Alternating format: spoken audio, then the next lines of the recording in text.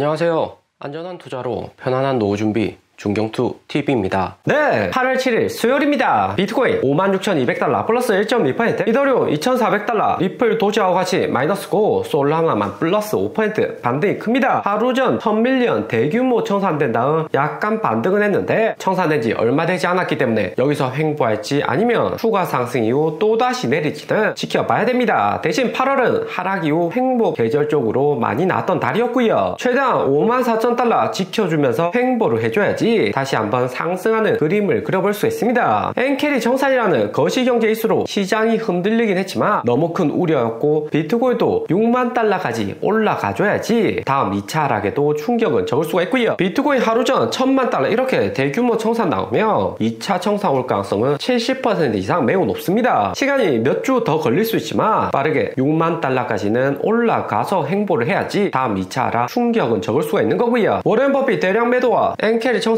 중동 불안은 어느 정도 안정되는 모습이지만 8월 21일 엔비디아 어닝에서 실적이 평타 정도는 쳐줘야 되고 8월 20일 잭슨 미팅에서도 파르장 확실히 50bp 한 번에 2번 금리 내린다 이야기를 해주면 시장의 반등 기대감도 올라갈 수가 있습니다. 비트코인 하루 전 49,000달러 폭 나올 때 거시경제 불확실 커지니까 9월 금리 인하 가능성은 50bp 83%였고 11월에 400bp까지 자이언트로 내린다는데 확률이 올라갔습니다. 이렇게 확실히 시장에 금리 내린다는 시그널을 줘야지 주가 방어하고 경기도 살아날 수 있다는 전망이었고요. 하지만 엔캐리 청산, 워렌 버핏 매도가 나사 반등에서 보듯이 단기 우려가 컸기 때문에 9월 금리 인상 예상치는 빠르게 변하고 있습니다. 9월에는 여전히 50bp 금리 인하 예상을 하지만 11월이나 12월에는 천천히 25bp씩 금리 인상한다고 다시 한 번 더 전망 바뀌고 있고요. 하루 전 충격이 너무 크다 보니까 페드워치 금리 인하 예상치도 큰 폭의 변동이 있었습니다. 파르장 8월 20일 잭슨 미팅에서 금리 한 번에 50bp 내린다고 말하는 수가 코인이나 나스닥 상승 기대감은 매우 크다 볼 수가 있고요. 그리고 7월 4주차 지난주 69,000달러에서 59,000달러 하락할 때 기관들 코인 매매 현황 발표가 되었습니다. 기관들 한 달 전 트럼프 연설 기대감에 6만 달러 이상에서 대량 구매를 했었는데 트럼프 연설 이후에도 추가 상승 못 나오고 내려가는 모습 보이니까 일단은 부분 현금화를 한 것을 볼 수가 있고요. 좀 더 자세히 7월 3주차 69,000달러 트럼프 연설로 상승할 때와 지난주 하락을 비교를 해보면 비트코인은 78,000밀리언에서 7만 밀리언으로 감소, 이더리움도 10,000밀리언이나 감소했고 솔라나, 에이다, 체인링크 할 거 없이 전체 코인들 기간 비중이 줄어들었습니다. 하지만 유일하게 바이낸스 코인하고 리플이 기간 비중 상승을 했고요. 리플 들여 기간 비중 100밀리언 넘기면서 최근 2년 새 가장 많이 기간 매수한 것을 알 수가 있습니다. 9월 재판에서 승소 기대감이 크고 바이낸스 코인 역시 창포적 9월 말 돌아오기 때문에 일부 비중을 매수하는 게 아닌가 생각이 들고요. 리플은 기간 매수 고점이 뚫렸기 때문에 다음번 상승할 때 100밀리언, 200밀리언씩 증가하면 확실히 들고 가야 되는 코인입니다. 제2의 솔라나로 솔라나 다음 리플이 ETF 될 가능성이 높은 거죠. 솔라나 최근 비트코인, 이더리움 하락에도 코인 내에서 가장 빨리 반등이 온 등 ETF 기대감으로 매수한 투자자들도 적지 않다 볼 수 있습니다. 하지만 비트코인 추가 하락 여전히 우려가 된 상황인데 비트코인보다 솔라나가 반등 크다는 것은 여전히 분위기는 좋지 않다 볼 수 있고요. 롱포전 청산 많이 될 만한 긍정적인 분위기가 아직까지 살아있기 때문에 코인 진정한 반등 오기 위해서는 부정적인 숏 비중이 확실히 늘어나야 됩니다. 그리고 우리 리플은 트럼프 연설과 비트코인 상승학계 여기 장기 채널 안으로 들어가려는 움직임을 보였고요. 하지만 글로벌 경기 침체 이슈로 인해서 채널 상단 맞고 내려온 상황입니다. 600원 초반대까지 내려갔지만 빠르게 긴 꼬리 만들면서 700원은 사수하고 있는 상황이고요. 리플이 어느 알트코인처럼 내려갈 가능성은 있어 보입니다. 하지만 9월 재판 결과 확정이 얼마 남지 않았기 때문에 재판 결과 나오면 다시 한 번 더 채널 돌파를 시도할 수가 있고요. 그리고 새벽 동안 미국 증시는 플러스로 반등을 했습니다. JP모건에서 엔캐리 트레이드 50% 이미 청산이 되었고 절반 이상 해소된 상황에서 자산시장은 점차 안정화될 것으로 예상을 했고요. 하지만 50% 여전히 남아있기 때문에 추가 청산될 위험도 있다고 분석을 했습니다. 최대한 나스닥이 횡보 선보를 해줘야지 코인 시장도 반등 올 수 있는 기회를 만들 수가 있는 거고요. 그리고 MVRV 지표, 코인 시장에서 가장 저점과 고점 확인하기 좋은 지표인데 하루 전 49,000달러 비트코인 폭락에 2020년 FTX 파산 나올 때 수준까지 MVRV 지표가 하락한 적이 있습니다. 비트코인 한 개 채굴원가가 45,000달러인데 49,000원까지 내려갔으니까 실현 가격이 크게 하락을 한 거고요. 만약 45,000달러 채굴 비용보다 가격 더 떨어진다. 전체 투심 영향은 있겠지만 신뢰도 높은 MVRV 지표 최저점 찍었다는 것만으로도 신규 투자는 들어올 가능성이 높아지는 구간이죠. 거기에 한 번 더 충격 나온다고 해도 분산 투자하기 좋은 구간에 진입을 했습니다. 지난 하락에 SNS나 뉴스 통해서 코인 공포 심리는 극대화가 되었었고요. 묻지마 투자 일단 팔고 보자는 분위기가 팽배했었는데 무엇보다 아싸헤즈 전 비트맥스 창업자가 트위터에서 코인 업계 내 거물급 인사들이 보유 암호화폐 대량 처분하고 있다 루머를 전했습니다. 워렌 버핏 팔고 엔캐리 청산에 코스피 코스닥까지 폭락 온 상황이니까 글로벌 코인 투자자들 시장가로 매도하기 매우 좋았고요. 거기에 아싸헤즈는 새벽 동안 시장의 두 번째 하락 경고 가능성을 이야기를 했습니다. 주요 원인은 중동의 지정학적인 전쟁 불화감 속에 추가 하락 또 올 수 있다고 이야기를 했고요. 하지만 중동 이슈는 올해 4월부터 계속해서 되고는 있지만 전쟁 날 것처럼 이야기하다가 나스닥이나 코인 반등 오는 경우가 훨씬 더 많습니다. 무엇보다 글로벌에서 전쟁 나면 가장 수혜받는 국가나 분야는 나스닥 미국이고요. 국가 간의 전쟁은 수단 방법 가리지 않고 승리를 해야지 장기적으로도 성장을 할 수가 있는데 성능 가장 좋은 미국산 무기를 사용해야지 승리 가능성도 올라가는 거고 거기에 나스닥도 상승을 하고요. 22년 러시아 전쟁 나고 나서 미국 증시도 단기 충격은 나왔지만 장기적으로 상승하는 결과가 나왔습니다. 이스라엘 공식적으로 미국 무기를 수입을 하는 거고 이라는 어둠의 경로 통해서라도 미국 무기 가져다가 방어를 할 수가 있는 거고요. 그리고 아세이즈 이런 루머는 22년 FTX 파산으로 비트코인 1만 달러 추가할 것이다 이야기한 적도 있었습니다. 아세이즈 당시 1만 달러 내려간다고 이야기는 했지만 15,000달러 방어하고 그제서야 반등을 시작한 적도 있었고요. MVRV 지표만 봐도 개미들 확 털어내고 저점까지 끌어내린 가격이기 때문에 충분히 나스닥 통해서 신규 자금 들어올 가능성은 높아지는 겁니다. 아세이즈는 2020년까지는 시장 전망 잘 맞췄지만 22년 FTX 파산 때처럼 최근 2년간은 엇박자를 많이 내고 있고요. 그리고 새벽 동안 해리스 민주당 대통령 후보가 같이 함께할 부통령 후보 선택을 완료를 했습니다. 자택에서 부통령 후보 면접도 보았다고 이야기 나왔었는데 결국에는 티모시 제임스 월즈라고 미네소타 주지사를 부통령 후보로 선택을 했고요. 1964년생인데 사선 하원 거치고 주지사도 두 번의 부통령 후보까지 올라온 인물입니다. 한국과 어느 정도 인연이 있는 게 6.25 참전용사 출신의 아들이라고 하고요. 티모스 월즈 이력을 보면 청소년 트랜스젠더 권익 수요 천명한 거 이외에는 특별한 법안이나 움직임은 없었습니다. 대신 SNS 보면 트위터 X 팔로우가 48만 명으로 인터넷에서는 인기가 많은 인물이고요. 때문에 해리스도 부통령 선택할 때 어느 정도 안정성과 연륜도 가져가지만 SNS의 인기도도 중점적으로 보았다 이야기를 했습니다. 해리스가 코인에 대해서 잘 모르기 때문에 부통령 후보가 코인에 대해서 얼마나 더 잘하는지가 핵심일 듯 하고요. 청소년 트랜스젠더 권익 수요를 보호했을 정도면 완전히 보수적인 건 아니기 때문에 코인에 대해서도 관심을 가져줄지도 기대가 됩니다. 그리고 코인 과세 2027년 2년 연기가 확실시 되고 있습니다. 최근 코인이나 주식 폭락에 국내 코스닥, 코스피 투자자들 금투세 폐지해야 된다고 시위까지 하는 등 분위기가 심상치 않고요. 국민의힘 대표는 금투세 폐지를 초당적 논의해야 된다. 강행하면 퍼펙트 스톰이라고 경고도 했습니다. 하지만 한 대표 정치 경력이 짧기 때문에 민주당이 요구하는 코인 과세나 금투세 폐지 같이 될지는 좀 더 지켜봐야 된다 볼 수가 있고요. 대신 가격이 많이 하락했기 때문에 충분히 명분은 가지고 있는 거죠. 오늘의 영상은 여기까지입니다. 좀 더 디테일한 투자 정보가 필요하신 분들은 커뮤니티로도 자료가 공유되니까 멤버십 가입과 구독 부탁드립니다. 감사합니다.